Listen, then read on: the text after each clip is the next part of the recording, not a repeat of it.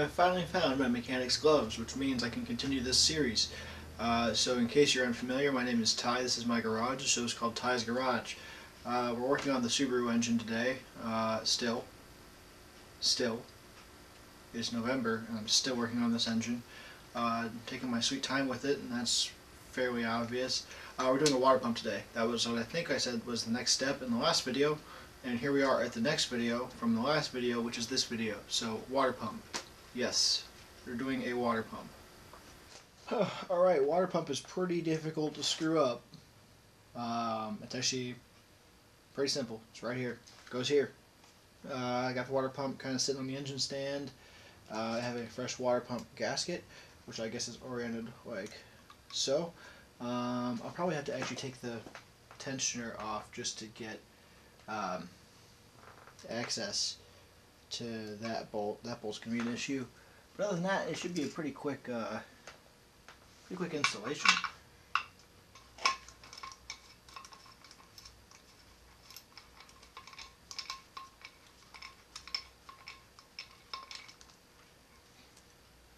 So basically, what I'm going to do is I'm just going to take a gasket. Taking my gasket and kind of lining it up with the water pump. It's kind of got that flex thing going on that my other gasket, like my head gaskets had and other gaskets might have. It's not like a paper gasket like some water pump gaskets are. Just fishing a bolt or two through to kind of help line it up.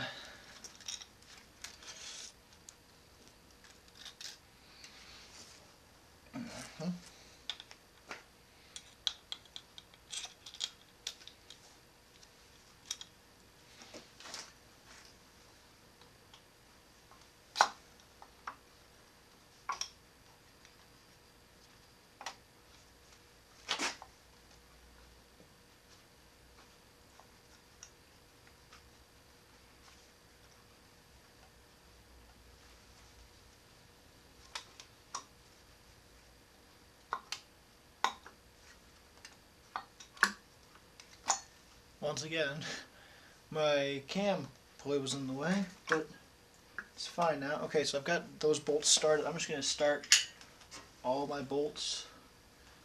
This thing doesn't take a lot of torque to get it bolted down, so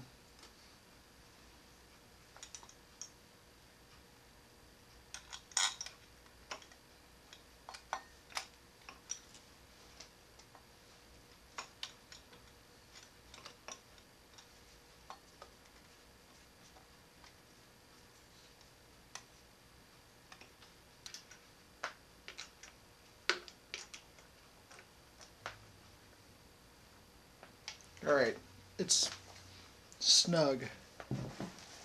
Alright, so the appropriate torque setting on these is to start with, you're going to do 2 stages of 8.7 foot-pounds, which we can round or try our best to get close to with my torque wrench. Starting here and going what looks to be, I guess clockwise? Yeah, clockwise. Doing 2 rounds of basically 8.7 foot-pounds of torque that kind of seats it, and then another round of 8.7 foot-pounds of torque. So yeah, starting here, going counterclockwise, no, that's clockwise, regular clockwise, A, B, C, D, E, F, all the way around. Not very difficult, should be pretty quick. When you go this low, right, it's not an audible click anymore because there's not a lot of torque behind it. Or this is a very low operating end of this torque wrench, so it's really more of a feeling. You can just kind of visually see and feel the torque wrench give. That's all it takes. It doesn't take a lot, so you got to be really careful not to just miss it entirely. Otherwise, you're just going to strip a bolt or ruin the gasket or just not tighten it properly.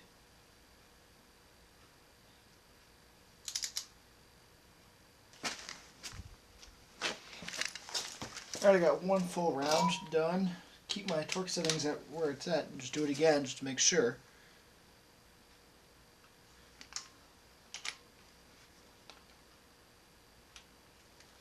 Because some of them are looser.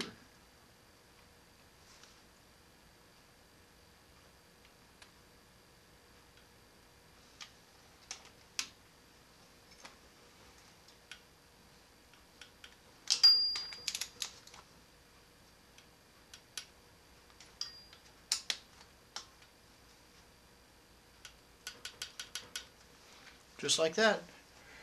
Oh. Am I even in the frame? I imagine I'm in this frame. If not, it should be part of my segmented head, not in this frame. It's a pretty narrow frame if I remember right. Long story short, water pump is bolted on. That was a really easy step. Sometime between now and then, you'll see video movie magic of me putting the idler back on. You already saw me do it once, no point in me doing it again for the video. Let's see, next up, oil stuff. Oil pump, oil sump, oil pickup, oil guard, oil pan, anything with oil in the name is getting done. And that's like the last of it. That's like everything will be bolted onto the engine with respect to timing at that point. So we can put our timing belt on officially, start setting our timing, valve lash, start getting the block pretty close to into the car. We've still got a long way to go. So as always, thanks for watching. Please, if you like this series, subscribe to my channel. Like this video. There's a whole playlist of this whole series. I'm trying to do videos more often, but I get around to it when I can. So, nevertheless, thanks for watching. We'll see you next time. Thanks.